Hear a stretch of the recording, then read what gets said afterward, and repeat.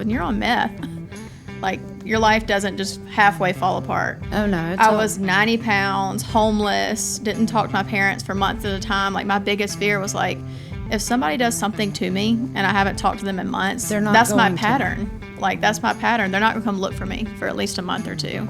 And who knows what could have happened to me by then. Let's be honest about recovery. The rewards, the challenges. Let's talk about our failures. We are flawed people, after all.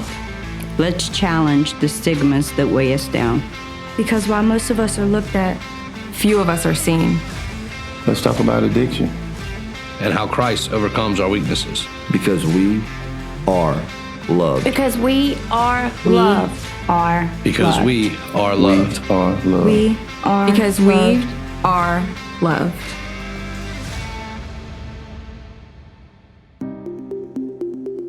Hey, my name is Lawren. Just a few short years ago, I was addicted to meth. I was also homeless, but it wasn't until God came in and swept me out of my mess that I was able to reach out and get help for myself. I was led to Wings of Life Recovery, where I not only got clean, but I also found a relationship with God. And since then, I've been in recovery ever since. And now I work in my dream career working with animals. Hey everybody, welcome back to Jesus Loves Addicts. We're glad you're here. And today we actually have the opportunity to kind of take a look at addiction from a perspective that we have not delved very frequently in on this show, and that is from a parent-child relationship. So we have a father-daughter team here, Randall and Lawren Cobb, and we are so grateful for you guys coming. And actually, Lawren, you know, we ask our guests to send in a little background, and I'm going to steal one of your lines that you sent us because I love this. We often talk about how this show is about God's redemptive qualities, and you wrote that your story is about God's grace, second chances, and learning to believe again, right? So I love that. Lauren's addiction was 6 years, but they moved quickly because you got to the place of losing much of what you had. And so we're going to take a look at that now. But again, it doesn't start at the end. It starts at the beginning. What did home life look like for you in the beginning? I definitely believe my story was different because I didn't have like a hard childhood or past. Like, it wasn't there for me. I would say that it was when I got in like middle school or high school and started doubting myself and was really insecure and wanted to fit in. I started drinking and partying with the other kids. And my parents knew something was going on with me, but they weren't sure what it was because I wouldn't just come out and say it. Like, hey, I'm struggling. Yeah, I'm really struggling here. But I was trying to fight it. And it was in like high school that I dabbled around with all the drugs. And then I found that one thing that really got me, and that was meth. And so before we get there, you already mentioned something that I think is interesting, and don't know if you'll know specifically what the answer is, but it sounds like your family life was pretty solid, pretty good. Great. Yeah. And then we moved to this place in middle school where you start doubting yourself. Where do you think that came from? I just looked in the mirror and didn't like what I see because I was heavier set, and there was girls at school that were more popular and skinny and all those things, and I just really didn't like what I saw. Like, I had friends that supported me, but it was just something internally, like I just did not like what I saw in the mirror. You didn't feel like you were enough or that you measured up, and I didn't. I just felt really awkward and like, why could I not look like them? What something must be wrong with me. Right. Was that purely fueled by your own interpretation of what you saw in the mirror, or were you getting people bullying you that way? Were people giving you? I don't think you just wake up one day and you're like, oh, I don't like what I look like. It starts with kids just being like making remarks or being ugly or making you feel like you're one off, like not one with the group. So that's kind of where it started for me, is those like words being put in my head. And I'm like, I think I see that. Like, I get it. I get what you're saying. Yeah. Power of influence. So sad. So already, typically, we'll let this go, but already I want to bring you in, Randall, if you would, because your daughter is mentioning a shift that took place in middle school. Was that noticed by you and your wife? Did you guys, in retrospect, do you look back and go, oh, yeah? Well, sort of. My wife and I are both only children, so we really didn't have anything to compare it to. So, parenting's new already, and then only children. So we just thought that was phases that they were going through, not necessarily, it never crossed our mind, drugs. Or alcohol, yeah. Ever. So while you may have, well, not the drug and alcohol yet, just this transition from her beginning to self-doubt, was that we on the radar? We missed it totally because, in the imaginary book of parenting where you have grandparents involved, parents involved, close friends, active in church, involved in school, these things don't happen. Yeah. Yes, they do. And we learned that the hard way. And I don't think they really saw signs until it was really deep and I was starting to try to hurt myself or try to do things to myself and would end up in the hospital or things like that. And they were just like, how can I help? Like, what can I do? And it's like, at this point, I'm so locked in, there's nothing you can tell me to make me feel better about myself. Right. So a pretty heavy-handed foreshadowing of where this is going when you mention hurting yourself. But if we paused right here, and again, this is slightly different. In retrospect, Lawren, because this is so big, I think a lot of parents miss this. I would miss it, right? We don't, because some of these changes are very subtle. Yeah. In the home. Right. You try to hide it. We don't see the bullying that's going on at school. If you could tell a parent at this point what to look for, what might that child need from their parent? What do you think? I was absolutely isolating myself. Like when I would come home from school, they probably wouldn't see me for the rest of the afternoon. I was just totally isolated, left with my own thoughts. I wasn't really involved with like my sister, my family, or going to do like chores and stuff with them. Like I was totally isolated. So that for me is like the number one sign, because you're left with your thoughts. You're left to sit there and think, review your day at school and just keep going over it and where I failed to measure up. It's a sick cycle. Well, and I think you really said something though when you said, I didn't ever say anything. Right. It's something in us. We're ashamed of the thoughts that we're having, so I really can't come to anybody. Yeah. And say, hey, something is wrong. Right. Well, and much like the parent misses it, I think the child at that age isn't necessarily connecting all the dots too. I mean, your doubting self, but we don't know the depth of where that's going to take us. Yeah. When you first started doubting yourself, your mind didn't say, I'm going to start hurting myself 3 years from now in high school or whatever it was, right? I don't know when that comes in for you. Yeah. But you don't know how deep that could get before stopping it. Like you don't think to stop. Well, one thing she told us on, once we were into it and started learning and asking questions is, in her mind, she said, you and Mom have the perfect life. You don't have skeletons in your closet, and we all do. Yeah. But she did not see that. Yeah. Which made her feel even worse. Or more isolated and something is wrong. In my mind, it was like a bar that was so hard to reach. I'm like, why does it come so natural for them? Why am I struggling so hard to be something like that? And it wasn't, and it isn't natural. Yeah. Well, and I want to say, like, y'all are on this side of it, and y'all have been through it. Yes. But I'd still, as a parent, that it still can't be easy hearing that somebody was mean to your little girl. And it's like, I can't go back and fix that. And yes, I'm thankful for where we are, but I saw it on you. And I'm like, I know that. Because as a parent, we're supposed to be able to fix those things. Right.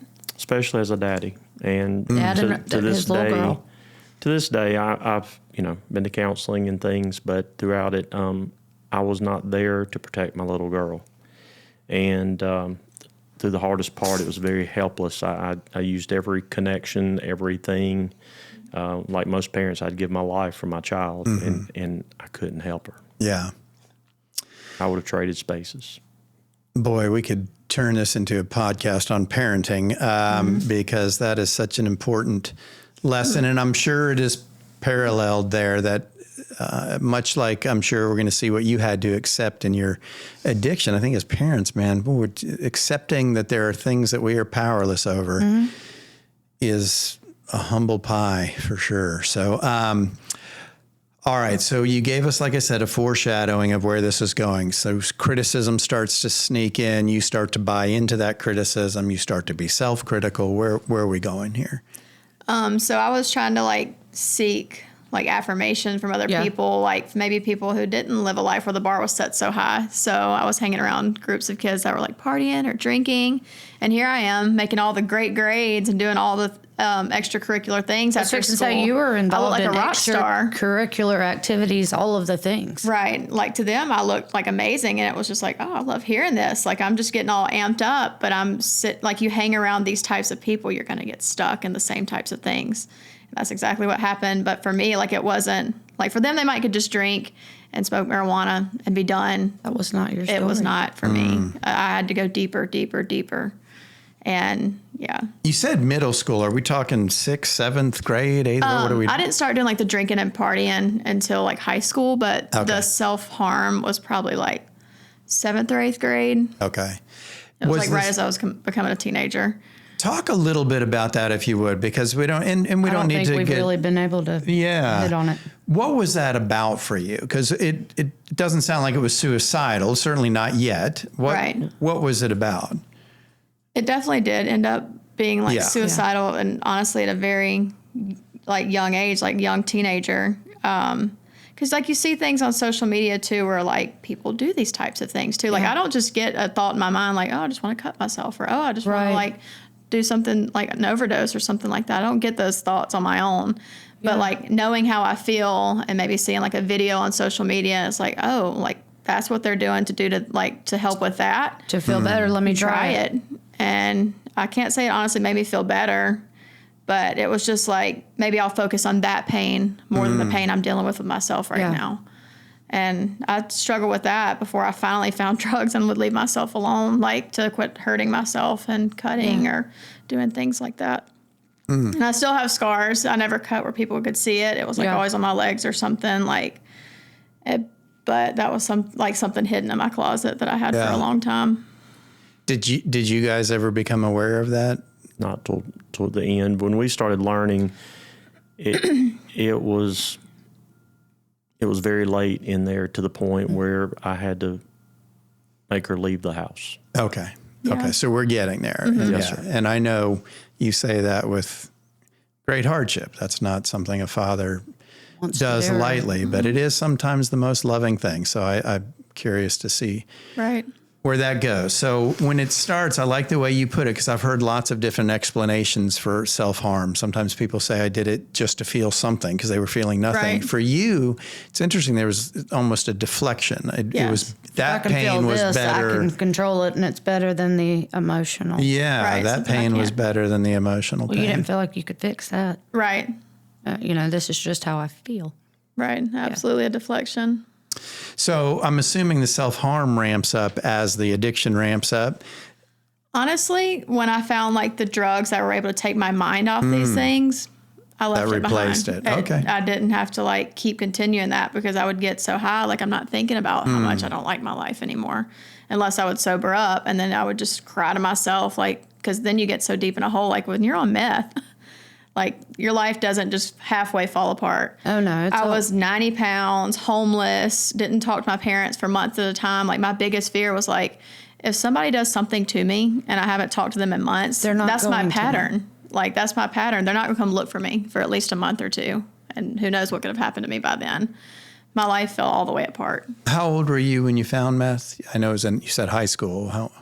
I would say 16. 16. Okay. I was very young in high school. I didn't really know any other high schoolers that were doing meth at the time. That's so funny. I was just going to ask, was that from within the high school walls, or were you now I was outside. Circles? When I was partying and stuff, of course, there's people that are from college and other ages that are hanging out. And those are the ones probably doing harder drugs. So I was definitely probably one of the only ones in school doing these types of drugs. And it showed. And people were always looking at me like, I don't know what's going on with her. But something's changed. Something's changed, and it's not for good, because I was dropping weight really quick. I was super fidgety in school, or I was nodding out because I had tried to stay up all night before to catch a ride to school, find a ride to school. I was struggling, but I did make it through school. It's a miracle in itself. And through high school or college? High school. And I'm working on college right now. Okay. And graduated with honors. Through all that, she graduated with honors. Wow. Yeah, the only thing that almost kept me from graduating was attendance. Because when I couldn't find a ride, I wasn't at school. But if I had the flu and I had a ride, I was at school. And the principal knew that. I was struggling, but I was trying to keep it together. Yeah. And when school ended, that's when I fell flat on my face. I had no purpose to wake up anymore and put myself together, get dressed, and go do something. I was left to myself and do drugs all day. So go ahead. Oh, no. Well, I was just curious. So, because that's,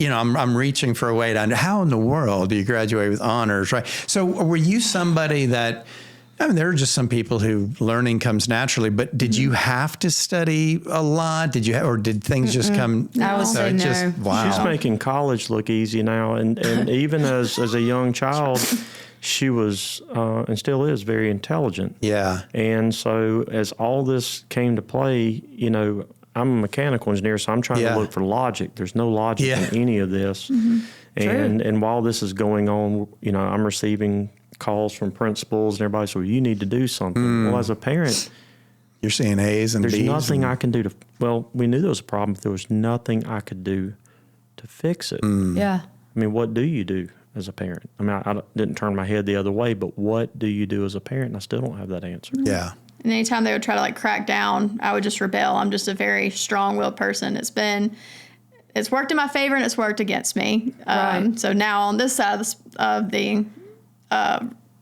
of coming out of that, it's helped me so much to get to my dream job and things that I want. But then it worked against everybody and everything. Well, so your high school life, you're using drugs, but you were social, okay? Mm-hmm. What sort? I know you were involved in extracurricular activities. I knew that you did. You rode horses. You did. That was my thing. Yeah. So from the outside, even if you knew something was wrong, I doubt there was any way. I just don't see y'all having a clue exactly what was wrong. Yeah. Nobody even knew I was out of the house for a really long time because we thought maybe I would just get it together. Maybe this was just temporary. Maybe I'll stop. And that wasn't it. And so people started finding out oh, she hasn't been staying at home. She's struggling to even find rides to school. It was starting to get out and I couldn't still collect myself. I couldn't get it together. And as a parent, we didn't know anyone who had a child going through addiction. Yeah. So we were the only ones in the world going through this. Well, after word started to get out, then people started telling me their story. Right. Yeah. And then you realize you're not the only one, but it is a shame how people will, and we did the same thing, keep it to ourselves instead of helping each other, which is why I think this podcast is amazing. Agreed. Well, thank you. But it's interesting you said that. I'd actually written this down to bring up later, but it shows the subtle deception of secrecy that can exist not just between families, right? Different, the neighbors, but within families, right? Correct. So one of the things that you said was that she didn't know the skeletons in your closet. And I think sometimes as parents, we may, I don't know, I don't have the answers here, but we may wrongfully present, maybe unintentionally present ourselves as without fault versus saying, I love you, but I am broken just like you and in need of Christ just like you, right? What a much better union to walk down that path. So these secrecies, right, what does the Bible say? It's the truth that sets us free. When we can see beyond those walls, we get set free. Well, and I think as parents, it's hard to know, when do we have those conversations? We didn't know she felt that way. Yeah, right, because that was a secret. We just keep things in. It does, and the enemy is after our thoughts too. And it's if I can tell you that you're less than, then you're going to keep that quiet. Well, and let me add something because by breaking the secrets within a family, which I do think is important, I'm not talking about gory details, right? Your young child doesn't need to know all of it. Right. They need to hear, though, that you too are broken in need of a savior, right? That's what they need to hear. They don't need to know exactly what all the shard glass looks like, right? So if that makes sense. So that's, I do want to temper that a little, but certainly not until they're ready, and it may never be necessary as long as they know that. Right. And we talk now, and of course, she almost passes out when we tell her, Dad, Mom. Yeah. You did what? Now we're so honest with each other. Yeah. And they're all different things. They're all different things, but you're right. Everyone is broken at some level. Right. And that's what it is brokenness. So let me ask you a question, Lawren, because was one of the things that fueled this meth addiction, you talked about early on looking in the mirror and not liking what you saw.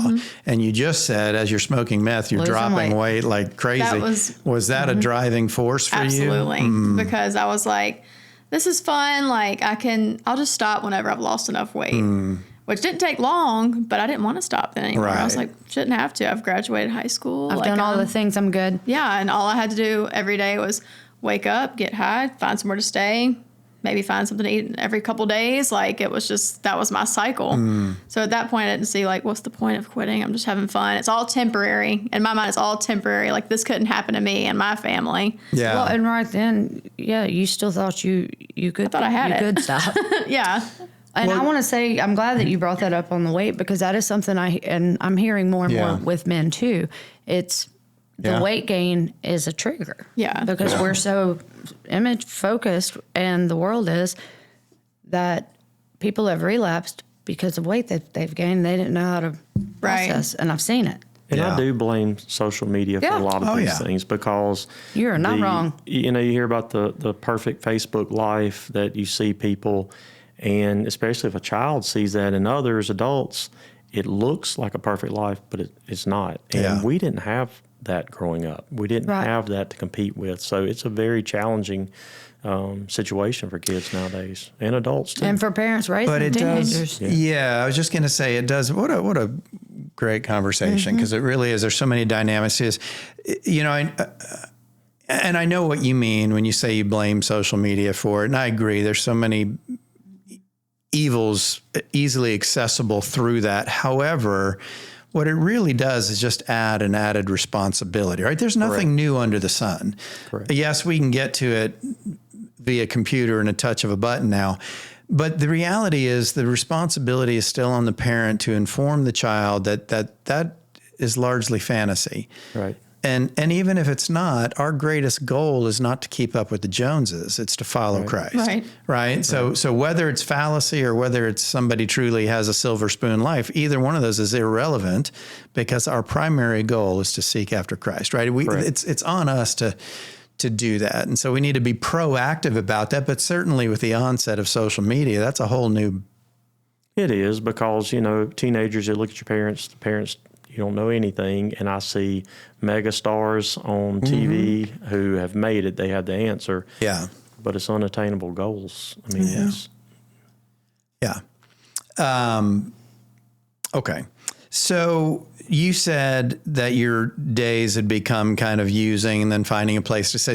So I think, did we just zip past where you were asked to leave the house? When did that happen? Oh, yeah. I was kind of in and out of the house around 16, 17. So while you were in high school? Yes. I was like trying to get it together. I would go out again, try to get it together, go out.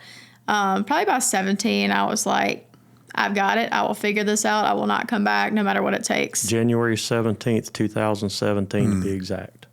Yeah. I was 17.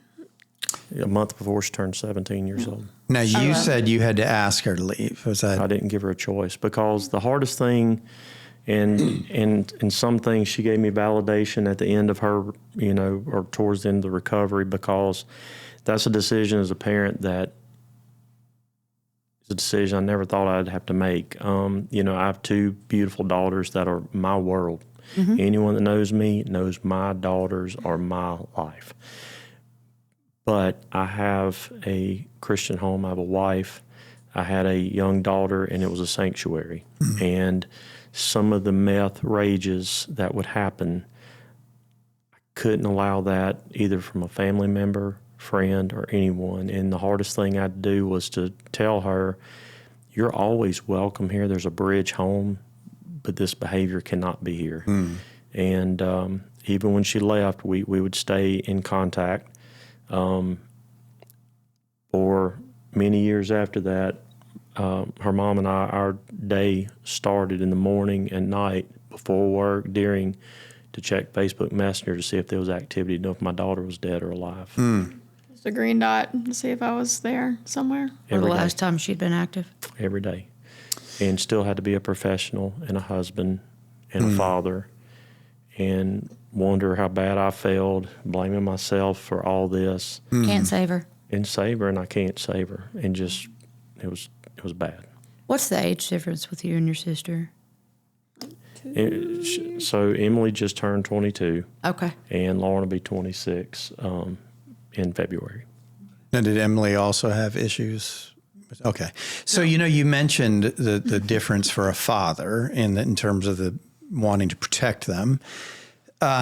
We also maybe have a slightly different call in terms of protecting the sanctity of the home, yes, right? As spiritual. So is that what kind of went into this decision? When I hear you talk about, hey, there's always a bridge back, but this behavior can't be here. Yeah. I hear that as you doing that. Absolutely. And unfortunately, she does not remember what some of the meth rages looked like and what we saw. And what did they look like? Not good. Is this when you had been up too long? Yes, and I would show up at the house or something like that. And no recollection. Cussing us out, talking 100 miles an hour, screaming in the yard, screaming at her little sister who was 13 years old, who was scared. And the thing is, we knew it was our daughter, but was not our daughter. Mm-hmm. I mean, we knew that. Yeah. I mean, Lawren would never done that, but at the same time, I had to protect my entire family. And when the girls were younger, my wife is involved, and they were really tough on her, really hard on her. And my wife is one of the sweetest people you ever meet, kindest heart. But the girls, and I think some of that's just growing up. I think that's a mother-daughter dynamic. But it really was escalated in there. But what's ironic is now that is their best friend.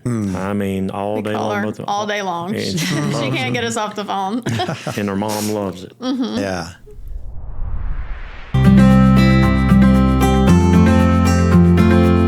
I'd like to take a moment to recognize a major podcast sponsor. Today's episode is brought to you by America's Thrift Stores, your go-to option for decluttering and giving back. If you have a closet bursting at the seams or a garage that's seen better days, we've got the perfect solution for you.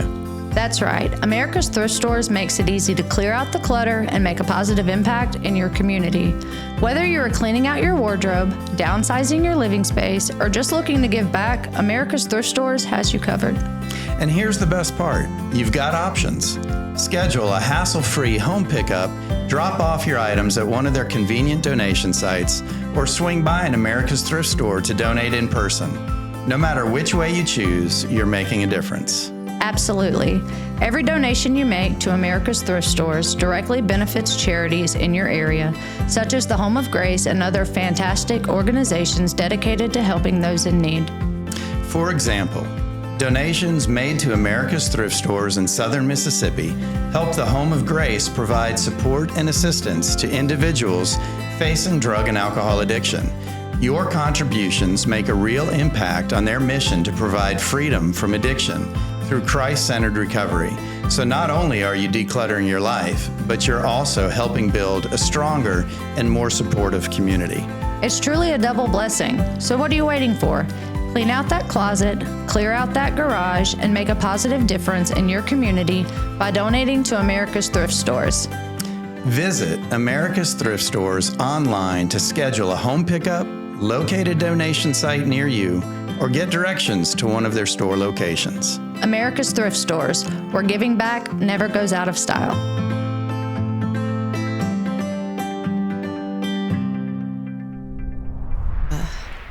How were you, Lawren? I'm just curious because you talked about being out of the house. How were you, and right out of high school, how were you supporting your habit? Oh gosh, I was just going from house to house to house. And normally, like if you're at like a drug house, like somebody's got drugs, and you just kind of hang out with them, and they're like, oh, we'll do something with you. So I had no money to my name or no means of even getting money. So even like to catch rides to school, like when I was in school, I had no money. And then you're asking another meth head to try to take you to school at 6 or 7 a.m. Yeah. It's not easy. It's not like just asking a normal friend who cares about you. Right. And we would not enable that. I know her mom or I would meet her and bring her food. My mom and dad would do the same, but no money exchange. Yeah. We would not do that. Yeah. Y'all had learned that very quickly. Yes. Yes. We would not watch her go hungry because our love for her was unconditional. Sure. It still is. Yeah. Her cold some nights. They brought me a blanket at Raceway. I was sleeping in my car. I had no really gas to put in it. And with the car off, I was just cold, and Mom brought me a blanket. And we'd fill the car up. Not to enable. Oof, no, right. But I still have a daughter. Mm-hmm. Yeah. She's still mine. There must have been a lot of tear-filled nights driving home from those situations. A lot of sleepless nights. Yeah, I can imagine.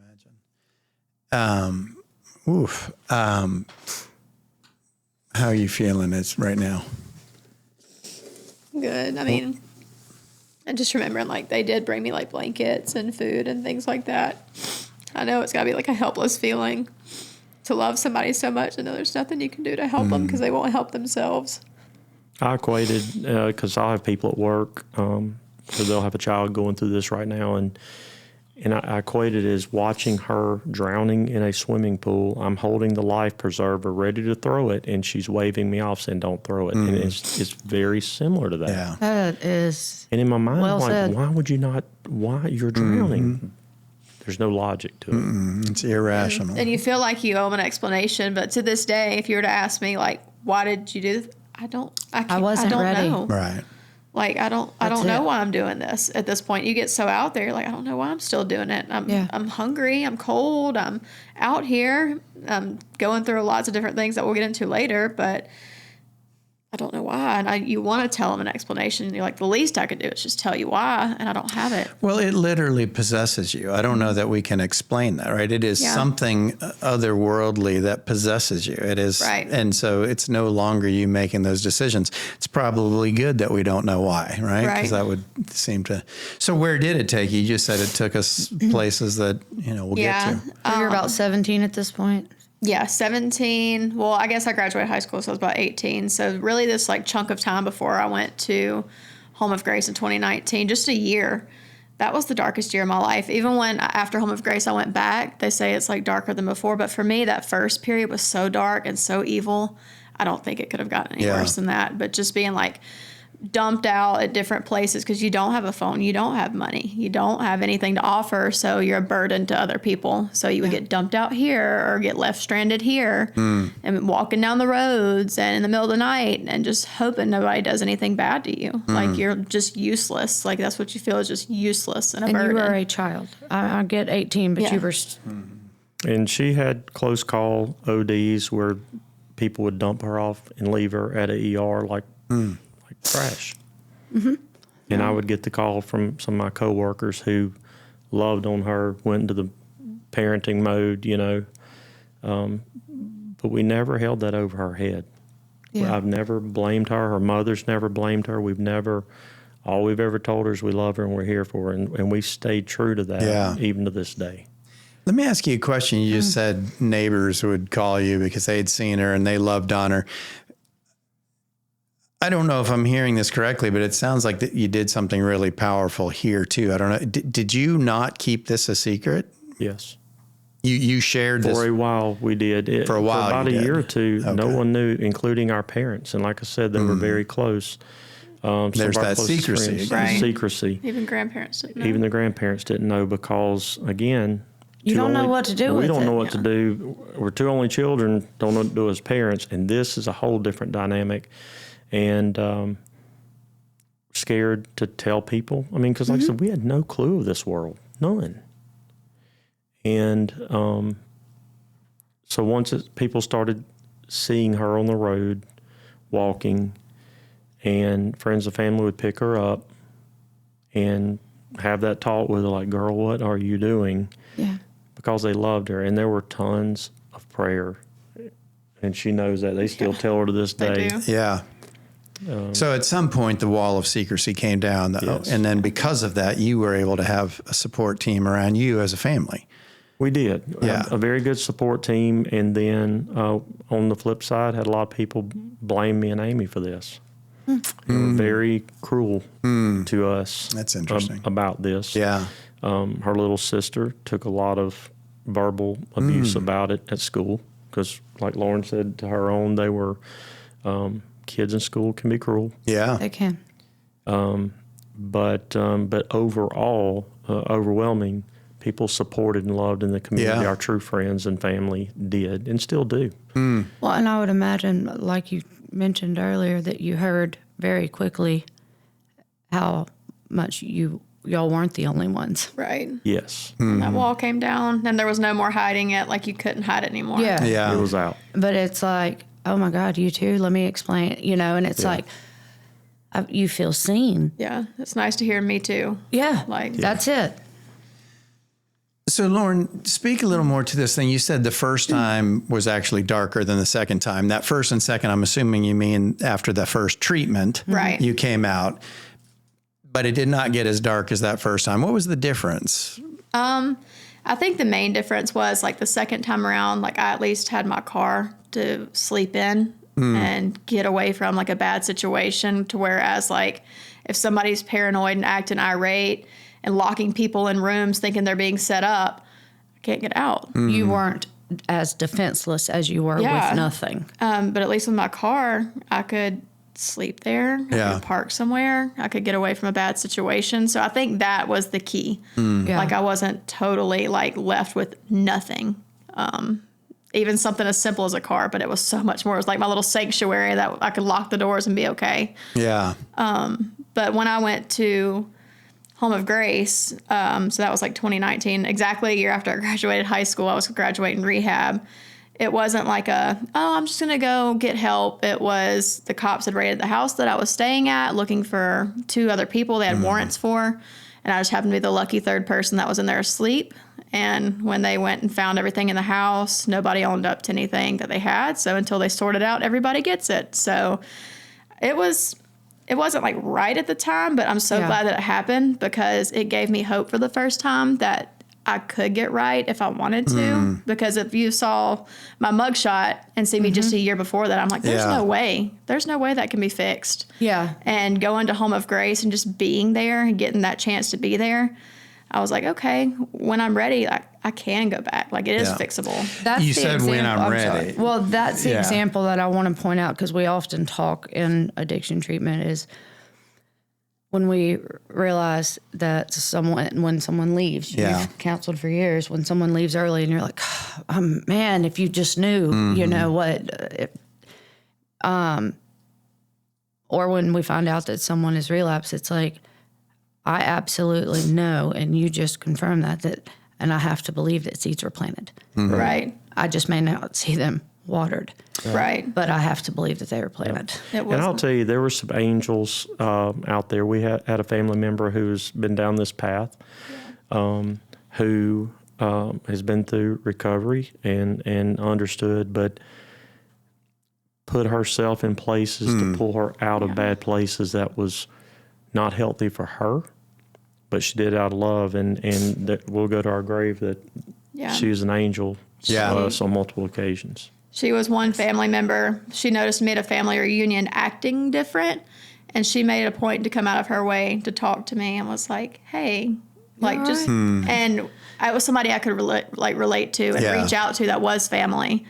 And I'm forever grateful for having her, like, not to get me out of anything, but just to be a friend to talk to, and, like, you get it, and you are my family. There is somebody that was as broken as me, like, because at this point I'm still thinking everything's perfect. Yeah, I am still human. Right, and just to have somebody that's like, me too, and she's been clean to this day. She's still clean, like, she's living a great life, and Absolutely. It was an inspiration for me. Yeah, but the crazy thing through all of it, and I talked about as low, and it was bad. I mean, you saw her mugshot, but still finishing school, she still never missed like her little sister's graduation. It was embarrassing for her to come in her condition, but she made sure she was there on those special occasions, as bad as it was, and that's how I knew our little girl was still in there. It's interesting that you say that because, and Lawren, I'd love to know what you think about this, that the fact that addicts can do that for a while is a blessing and a curse. And this is what I mean by it. From the outside looking in, it seems like a blessing, right? Hey, look, they haven't forgotten. They're still plugged in. But that very thing is often what the addict uses to convince themselves that they're not that bad yet, right? Never well, I'm still part of this. And I've done it. And I just thought when you said that, I'm like, I did do that. Okay, we will use whatever it is to convince ourselves we're not at the end of the road yet. Is that well, for fair me, to say? I was so embarrassed to show up like I was. Like, it wasn't like, oh, she looks rough. It was, I look really bad. You knew at that point how bad you looked. I was embarrassed to show up. So, I mean, some events, like, I would come to super, super late if I could even come, like, at the very, very end, just because I was, like, looking at myself like, Lawren, like, my thing was, like, I don't want them to see me like this, but they just wanted to see me. They didn't care what it looked like. They just wanted me. And so I do think that shame kept me from, like, willingly wanting to come to all these events. It was more like a chore. Like, I have to show up because I'm going to regret it if I don't. Yeah. Just by worrying about how I look. I can't let that stop me. But once she got there, even she showed up to her childhood best friend's wedding in Hattiesburg, which was a very big challenge for her to be there. But once she got there, I don't know if it made a difference then, but she looked around and realized no one forgot about her. No. And so many people loved on me and didn't make me feel any different, even though I knew I looked horrible. You knew. Like, but they all just welcomed me back and were like, I'm so glad to see you, and just made me feel super seen. And that meant a lot to me. Those were seeds, too. Yeah, it was just a matter of just getting to wherever I had to go, like just the doubt and shame. But once I got to wherever I was trying to go, I was happy that I could be a part of it. Yeah. You know, it's interesting as I listen to you talk and I see the tears in your eyes. How long have you been sober? I have been sober a little over 3 years now. Okay, so this is pretty close in the rearview mirror behind you. So you still feel very much 41 months, and the reason I know that because her mom, on the 18th of every month is her anniversary of the first day she went to rehab, and her mom will add how many dollars, so it'll be $41 will pop up in her Cash App, because we don't want to keep saying we're so glad you have recovered. It's not that we're ashamed of it, but at some point, quit beating her over the head with it. It's just a subtle way to say, hey, you're there. And it's something that we started just like super when I was like first in Wings of Life. It was just like $1, whatever. But now it's so cute. Like, it still reminds me, like, when I randomly see 41 pop up. It's just a cute little thing that we've kept it going. Yeah. I like that. It's sweet. I like and it. we've just We don't miss. Since. No. We don't miss. That's neat. So you're almost to $42. Right. Years from now, it's going to be very expensive. Right. I'll give you my bank account number. Right, You can share some of that blessing. So how many treatments did it take for you? It took 2 for me. 2. Okay. Yeah. And how long did you stay sober after the first one? How quickly did you? I remember posting on Facebook, 100 days clean. But I wasn't. I was at the grad dorm trying to keep it together, and I was falling apart like at the seams and didn't quite make it to even 100 days. And I remember talking to that cousin that we were talking about earlier when she went through Home of Grace. I was like, how do you know, like, when you're done? Like, because I could feel that itch and that burn. Like, I was ready to go and try it again. I wasn't done yet. She was like, I don't know. It's just like you wake up one day and it just doesn't make sense to do it anymore. She's like, it's not like a aha moment. It just starts clicking for you. Like, there's other options. And I was like, it must not be my time. And you knew that it wasn't. I knew because I was high talking to her. Like, I knew that I couldn't keep it together. But going back out the second time, it was like 2022 before I got it back together again. And this time around, it was different because there was a lot of physical abuse that I dealt with this time in lots of different ways. In relationships? Relationships and just being around people that are paranoid. They think you're going to set them up. And a guy blacked my eye, stole everything I had because I just bought him drugs and he thought I was setting him up. And so... Broke her wrist. Yeah. Gashed her head. Broke my entire arm, shoulder, elbow, wrist, left me out in the yard screaming. And a neighbor came and found me because they just left me out there and threatened to call the cops if they don't take me to the hospital. And that's when I got dumped out at the hospital. And then the last time was a guy that I was seeing, and he was nice when he was high, but what was different about him is he did heroin. Heroin was never my thing. Wasn't really a downer person, but if you know anything about heroin, when somebody starts to sober up, they're a monster. They get really dope sick, and so he would take all that frustration out. That particular day, he pushed me around, shoved me around, busted my eye open, and it was like hanging, like, And I saw the look on his face because he was just doing all that to me, and he looked at me like he was scared. And I was like, and he just backed up, and I was like, why is he looking at me like that? And then I felt like the blood coming around just all the way down. And that was a couple days before Father's Day, and I couldn't even really show up to Father's Day with my eye hanging down. I had to just Band-Aid it up. And you Band-Aided it like up? a butterfly Band-Aid. It needed stitches. I still have a scar on here. Yeah. I just used a little butterfly Band-Aid because I wasn't going to his hospital again. Like if I don't have to. And the problem is, when I found out, as you can expect as a dad, if I wouldn't have had a wife and another daughter, I was ready to handle this. I mean, that is the job of a father, to protect his child, no matter what the reason is. And I had to contemplate that. I had to think about it long and hard because I knew who it was. Yeah. Yeah. Yeah.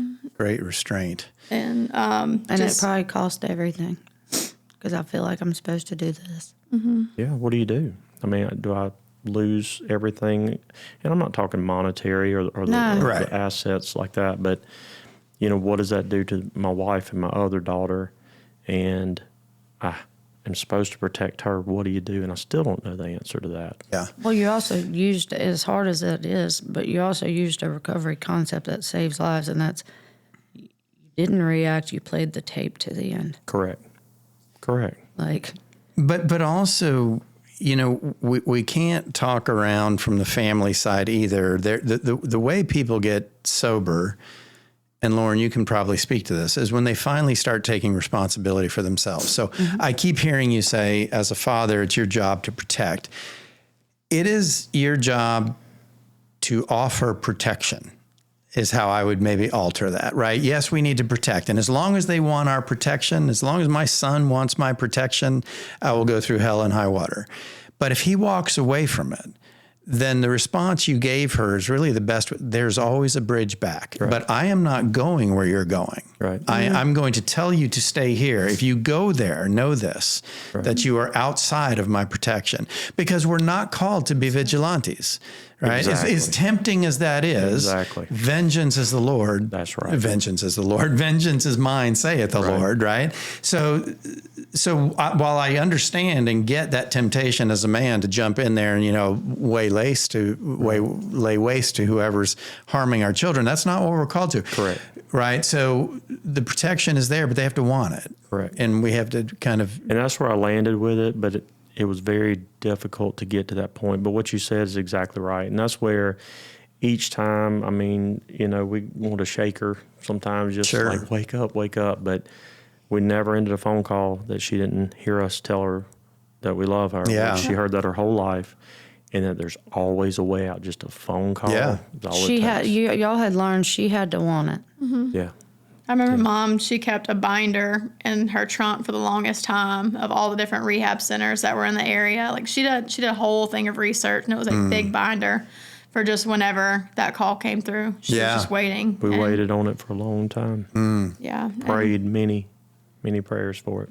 I remember, after my eye was busted, that last time, and it was just hanging, I remember saying that I've got to get out of this relationship. I've got to get somewhere else, whatever that looks like. But I wasn't ready to get clean. Right. I was going to try to fix it on my own. And so I was going to go get a job I just randomly heard about from friends up in New York or Connecticut, and just drove up there on a whim. Wow. And promised my parents, I was like, if it doesn't work out, I'll go to rehab, whatever. She drove to New York. I did. In less than 72 hours, it did not work out. It just wasn't meant to work out. So came right back down the drive of shame, and I was like, okay. Ooh, that could have been a vacuum you never made it out of, though. Yeah. Yes, and that was their fear, was that I went to New York and something could have happened to me there, and where are you going to go looking then? Mm-hmm. How do you find you? Right. Well, that's the thing. As bad as it was here locally, you knew the places. Sure. We knew a lot of friends in law enforcement who I had keeping eyes on her. Yeah.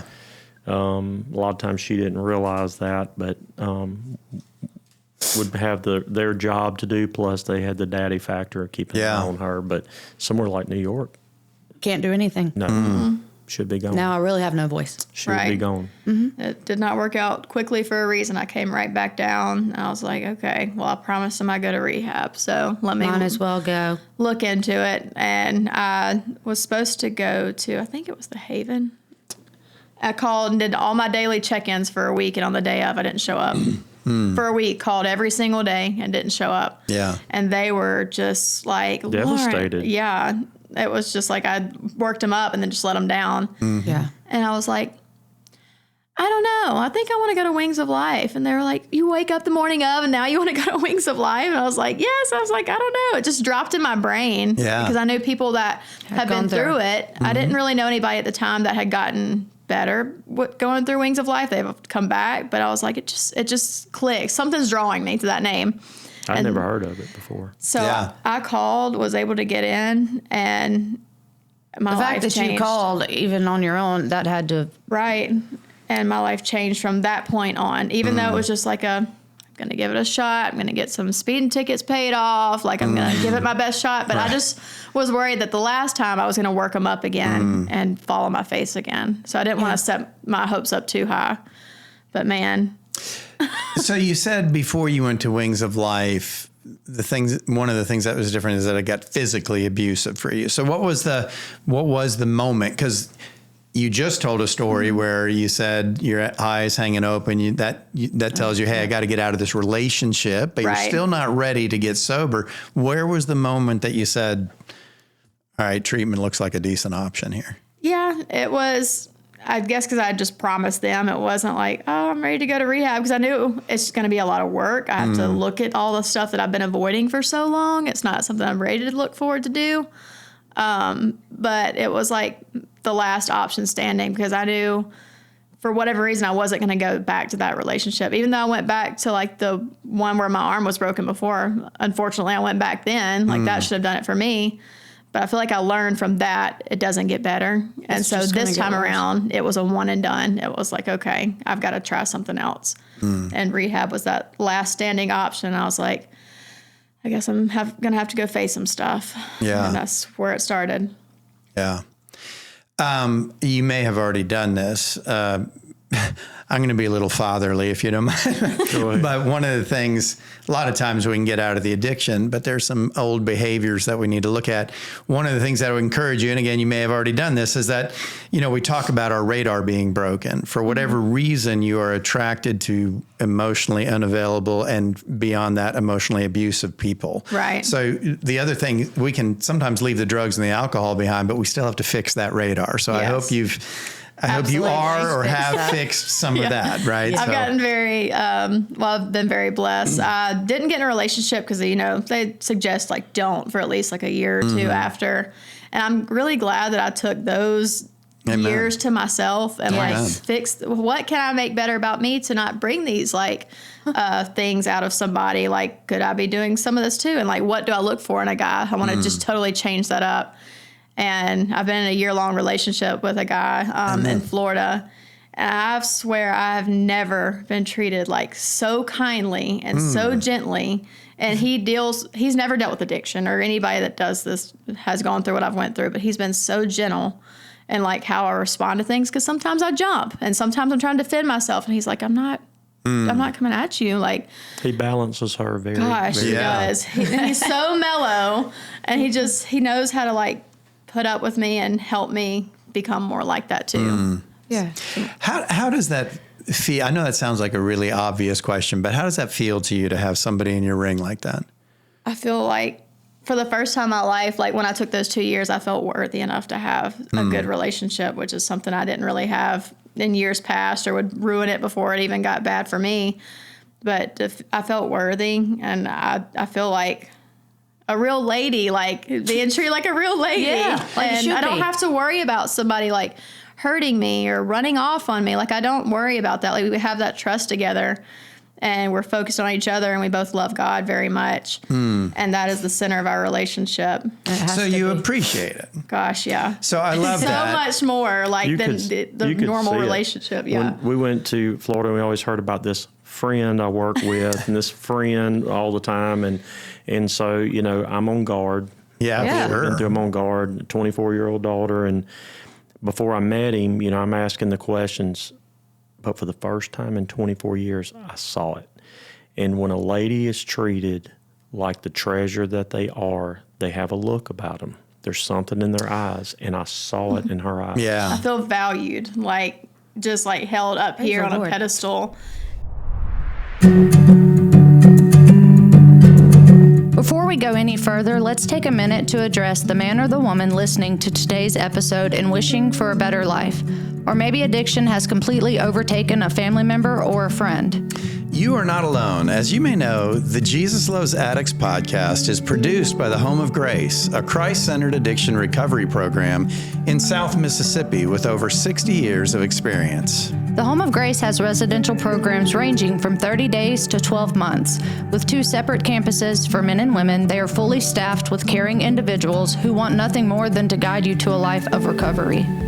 Services include individual and group counseling, marriage and family counseling, classes, workshops, GED, and workforce training, all grounded in biblical principles. And because of donations from the community, the cost of the program is incredibly affordable. Thousands of alumni from across the country can tell you there is no other program in the world quite like the Home of Grace. If you want to start a new path to recovery, don't wait. Speak with an admission specialist today. Visit homeofgrace.org or call 833-55-GRACE to talk with someone. That's 833-55-GRACE. Call the Home of Grace today.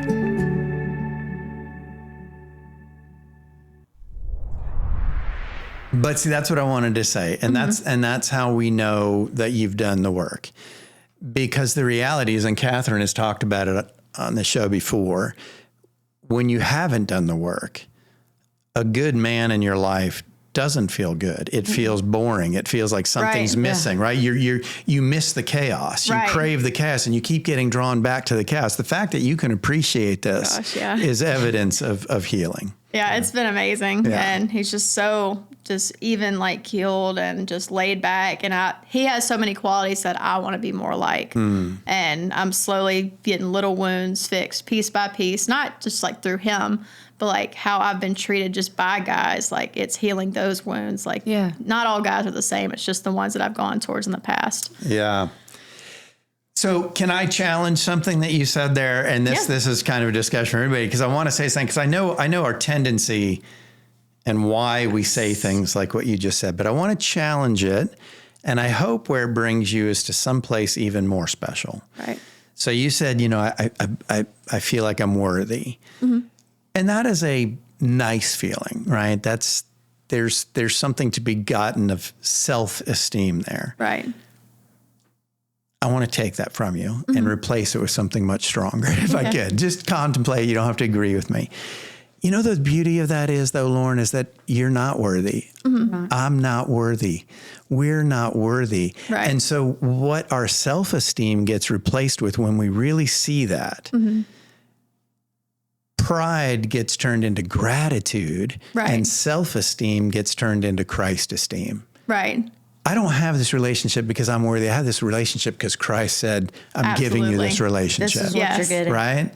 And so much better than being worthy is being grateful for God's grace. Absolutely. Would you agree with that? Oh, yeah. And if it was anything that I could have done on my own, I would have had a good relationship a long time ago. Yeah. If I knew how to navigate that. But it was only still through God, like having his hand in our relationship, even today in the little details. Yes. Yeah. She started writing a blessings book because from there, she should have tickets that you can't get out of when she went to New York. There should be many things that she should be in jail. And it was things like they would call, and when she was at Wings, and a lady who never answers the phone happened to be there in Virginia, I think, picked the phone up, had a similar story about her son who went through recovery, spoke to the judge on her behalf, and the judge said, well, you're already doing well. I expunged. Dismiss. There's a huge list of things like that. Even the job she's at Disney, it does not happen. I've got a laundry list of just absolute miracles that I know. Like, just like that, just that random, she just happened to answer the phone. Like, it's not stuff that happens. I know why that happened. Yeah. Right. And it's just like when you get down, like, you can look back at those lists and be like, man, like, I'm worried about, like, my situation at Animal Kingdom. And I pray about it every day. Where I'm at now is a temporary assignment. So even just, like, to get the chance to go there, it's unheard of. Like, I don't have the laundry list of experience that all the other people have, but God placed me in that spot to learn from these people. And just when I start worrying about, oh, will they keep me? Will it get extended? Am I going to go back? I'll look back at that list and be like, you remind yourself of what he's already done. Exactly. Even if it's not like this time or right then, who's to say he's not going to do it again when you're absolutely ready? So I have to testing you to see if you do trust. Yes, I have to keep reminding myself because it's hard because I want it so bad. And you love it. Absolutely. Like it's a passion. Like I wake up at 5 or 3 a.m. to be there at 5. And I love what I do. Oof. Oh my gosh, I love what I do. I get to hang out with rhinos and cheetahs and giraffes all day long. Like, this is what I wanted as a kid. Like, I thought I wanted to do the vet thing until, like, I saw the keeper side of it and saw, like, the relationships that animals trust you. And I was like, I want that. Yeah. And gosh, I love it. That's awesome. I enjoy it. Well, so at what point? At what point did you stop? Were you able to? I don't know how to put this because I think there's a certain amount of angst we always have as a parent, right? Because of what could happen. But when were you able to stop being a frightened parent and you stop being a running child? When did this relationship get repaired? Because clearly you guys are. For me, it was 2 years ago. I lost my dad to cancer. And on a traumatic event like that, you wait for that ball to drop on the reaction. And she took it with such grace and power and prayer. I knew she had matured and she had arrived. And the thing is, I think that one too, she had the validation. My dad always believed in her, always, just like my mom did. And she worried about that, but he knew. He saw her turn it around, and she knew that. And that's my gut. I knew. I knew we had turned the corner at that point. Yeah. And when he was sick too, like my last time getting to talk to him, I told him that I was going to go work for Disney, and he knew that I was going to be able to do what I've been dreaming of doing before I probably even knew. And I think he talked to me very last, like the last few words that came out of him was to me. He was so proud of me, and it was just a few short words, and I'll take that forever. Like, that's neat. I'm glad that he was at least there to see me get it right and not, leave and me still be struggling, and just pray that I get it together. And I'm thankful you don't have that regret. Yes. Right. I'm thankful for you that you're able to say it. All of her grandparents got to see it. Her mama and her nana, and all of them believed in her and got to see it. And I will say one thing, just to step back, that I do have a lot of respect for her, is through all this, she has owned up to a lot of where we are. And even, talking about her sister, formative years for her, again, I said she was 12 or 13, seeing all this happen. Lauren's been very patient in earning that respect back and earning that relationship. And in the last year, I've seen more communication and time, and it will continue to grow, but they talk. Yeah. Right. It's getting somewhere. Where originally, when I first was getting clean, I was pushing, I want to make it right now. I want to fix it right now. And we needed her space. That. Yeah. And it's she's taken angry? a while. I think she was just kind of resentful towards me. Sure. Not only did I put everybody through all that, but she's been doing right this whole time. And Lauren just shows back up, and everybody's like, "Oh, Lauren." She's like, "I've been doing this my whole life." Yeah. So I think it's a balance of both, and I just have to respect her space. But she's been coming around. Like, I was a bridesmaid in her wedding, and when she came to Disney, we got dinner together. Yeah. So it's step by step, it's little pieces. Because I want that relationship, because one day it will be just me and her. Yeah. That's right. And I want to have that. So it's coming together. Prodigal son story there, right? I mean, at all levels. So it's coming together. Yeah. Well, bless you, sister. Hang in there. Thank you. But I want to, just for anybody listening, if I could kind of highlight what I heard, and you can correct me if I'm wrong, because I love this. So you said you've been sober 3 years, but you were able to stop or end that fear cycle about 2 years ago. Correct. And it ended around a very sad, grievous crisis. But what I know what you're saying, and what I want people to understand, is that here was a moment where my daughter was at a crossroads. She was either going to respond to her grief by going backwards or going forwards, and she went forwards. This was the one that you would see. Yeah. This was the test. I was worried, like, even through getting clean, I was worried, like, man, if something happens, I know that this could set me off. You just don't know until you get there. And I was able to just kind of work through it and deal with it in a more healthy way. Because this is the same grandparents who would go to a drug house to bring her food. They did. Wow. Yep. He was always there. He never missed anything for me. And I at least just wanted to get it together and show them, like, I'm going to be okay. Yeah. And she did it. Yep. She did it. Amen. And so for you, Lawren, on the other side, when does it feel like you finally stopped running and from the people who loved you most? I think when I was at Wings, I stopped running because I started facing all those things that I did in the past. I kept running because I didn't want to deal with those things that I've already done. And so just looking them in the face and saying, I'm sorry for this, this, and this, that I didn't even want to have come out of my mouth. Ownership, they already know, just acknowledge it. Right, just those things I didn't even want to say again. It was really healthy for them to hear that, and it was good for them, and it felt good to get it off my chest because now we can go somewhere. Now we can do something about it. And that's why we're so close now, like me and him and my mom. We talk all the time. And my Nana, too, we talk all the time. And that's something we never had before because I was shut off. I was isolated as a teenager. And then I just went out and didn't come back home. So this is like we're making up for lost time, and it's been awesome. It's been great. Yeah. Well, it shows. Yeah, right? it definitely does. I mean, it's wonderful. So because we have the uniqueness of having father-daughter, from a daughter/recovering addict standpoint, what would you say to the person out there that was in your spot? And conversely, what would you say to the father, parent struggling through what you went through? I would say that it's never too late. Even when you look in the mirror and see just somebody that's like a ghost of who you were before, that don't let it stop you, because all it takes is for you to just go and come to Christ and deal with those things that you don't want to deal with and you've been avoiding and keep running from, because it brings healing. Like, it's a lot of work, but the reward is more than I could have ever imagined. Like, I didn't just get clean.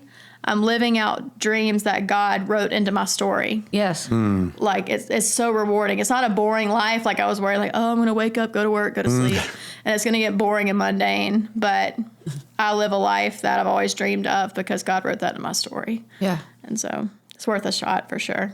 Absolutely. Amen. Well, I have one. I want to tag in though. What would you say to the parent that is believing for their child? I would say, because I've seen both types of parents, like the ones that want to help and give money and this, and this. The people get comfortable. Like, they know mom and dad's going to provide. Like, I don't have to go get right. I don't have to struggle. It's definitely not easy to watch your kids struggle, but to keep running and be that broke and that hungry, those things you are grateful for later when you do have those things. So just to be a listening ear for your child, be supportive, be able to be approachable, like, for your child to come to you, but just don't, like, financially enable. That was the best thing that could have ever happened to me. I was fixing to say, we talked, I really didn't think about it. I should have, but we talked like it was 6 years, but it was a really fast, hard 6 years. It was a big face plant. It probably would have. It was definitely a face plant. It was a couple of them. But I also want to say, truly, I feel like we would have had a different conversation had you and Amy parented differently and had y'all financially enabled. Agreed. From the standpoint of being financially enabled. Agreed. I feel like it would be a lot longer than 6 years. Right. What's the use of getting clean? Like, if you're still I've always got that way out. Yeah. So I didn't have that. So when that door was, knew it. Yeah. When that door was shut, I was like, okay, I've got to figure it out till I can't. And then one day you just can't. Yeah. Yeah. So, boy, Kathryn, what a really awesome exclamation point on that, though, because that's so true. We've talked about it, and you're saying it, right? I would guess that you look back on that withdrawal of your parents now as an act of love. Right. In the moment, you probably were cursing them up one side and down the other, but now you see it as love. And boy, what a great, the reality is enabling, and I've said this before, enabling does not protect the addict, it protects the addiction. It does. Right? Because it softens the landing all the time so the addict never sees or never gets the sense of urgency to change. Absolutely. I can do that if every time I land it's soft. Absolutely. Where I have to make a decision is when I bang my head hard. So what a great, because you're absolutely right. Had this been an enabling relationship, that's a great point. Yeah. And I having to get to a place where I didn't send money to my daughter, but my husband would go bring food. Because I couldn't even do that. I knew what I could and couldn't do. Sure. Right. Boundaries. We'll let you eat, but I can't look at you. I'm going to try to take you home. Right. Because I'm too much like my dad. Right. So, but yeah, it is hard. But I'm thankful for those boundaries today because she's 2 years sober. I'm looking at the fruit of setting them. Amen. Right. Yep. But I'll tell you, Dad. this has been, it was tough on the dad part. Some advice, and people do reach out because there's been a lot of growth on myself and my wife going through this. Because like I said, we were brought into a world that we knew was out there, knew nothing about it. But you cannot do this alone. Amen. You cannot do it without prayer. You cannot do it without love. Amen. There were things I did not like, the choices, but I love the child. And there's a big difference.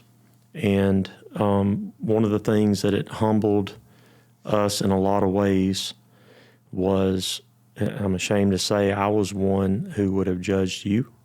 I would have judged her. Even me before. And I hear it from people. I work in healthcare.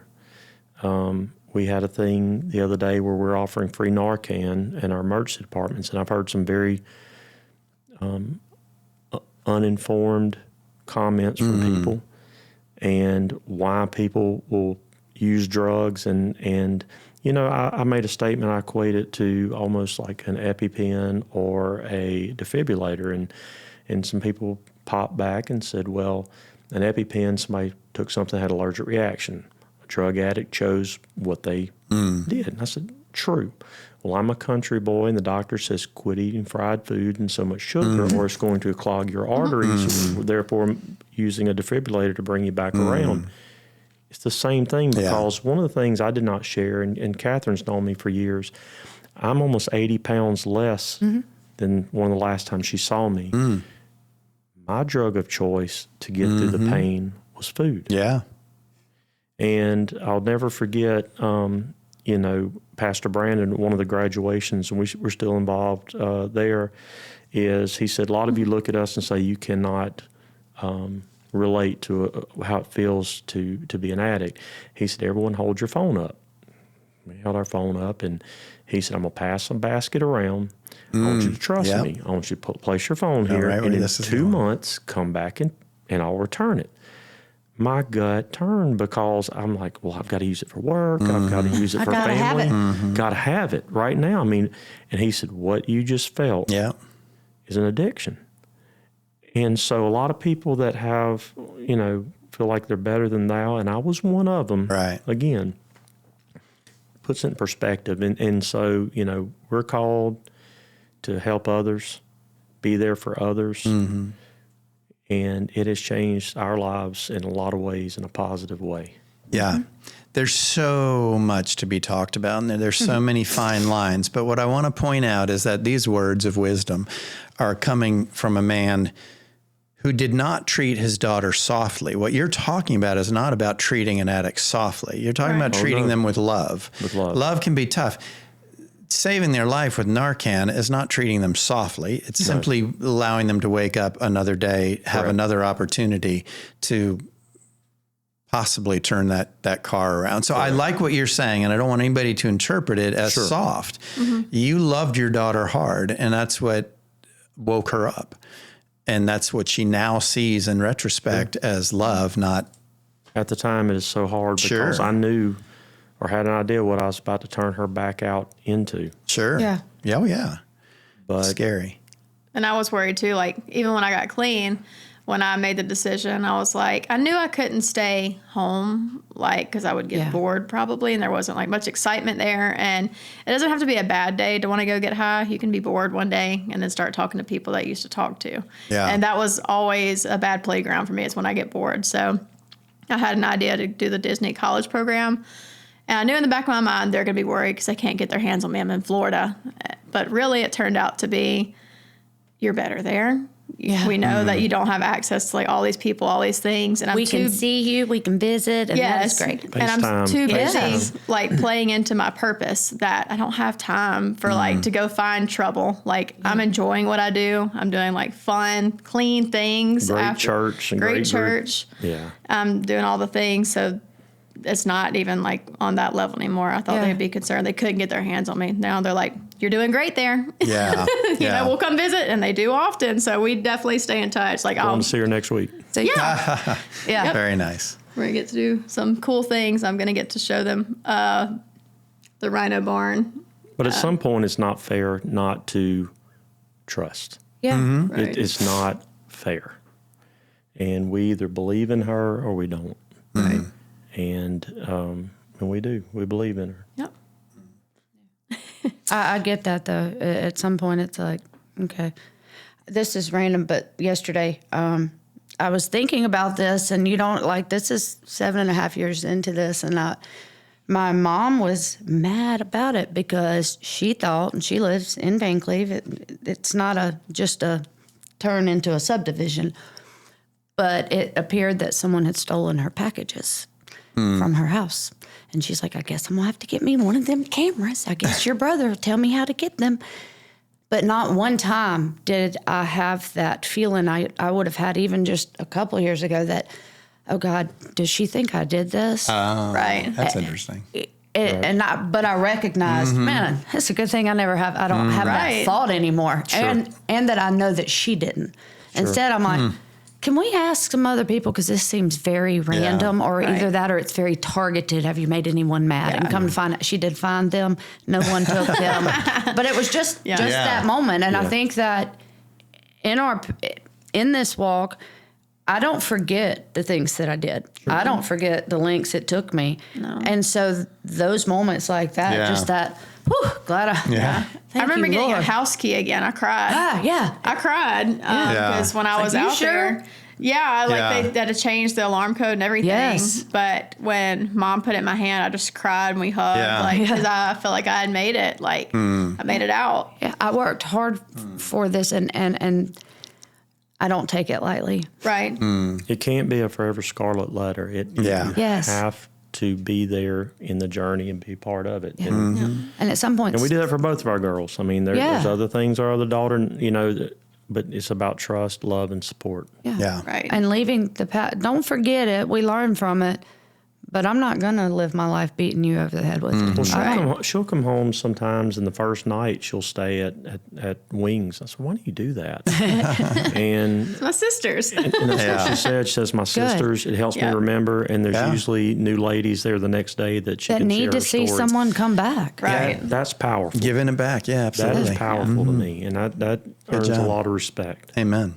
Good job. All right. Thank you. Well, guys, one of the things I love about your story is sort of the conversation weaved in and out of this concept of secrecy versus honesty, right? And so I do talk a lot about that verse, the truth shall set you free. And this is kind of bookends of that, right? So your addiction started with self-doubt in middle school that you walked through secretly. You didn't let your parents see. You didn't let people, you didn't invite people into that pain. Right. You dealt with it secretly. In secret, bad things grow. Right. That's what I want you to write. Absolutely. The word occult, by the way, means in secret. When you talk about occultism, that's what it means. It means in secret, undercover. And so we often do that. And all these secrets in families are just allowing the enemy a foothold. Agreed. And then we see it at the tail end of your addiction as well, where the secrecy from the family, keeping it a secret, begins to break down. Suddenly I have a support network. Suddenly I'm able to speak about it. Suddenly, it changes everything, So I want to say to anybody who's listening, the truth will set you free. Step away from the secrecy. I think I'm going to keep it that simple. I don't know, because I don't know what that's going to look like in your life. But it's going to look like stepping away from the secrecy. We love you. More importantly, Jesus loves you. We'll see you next time on Jesus Loves Addicts.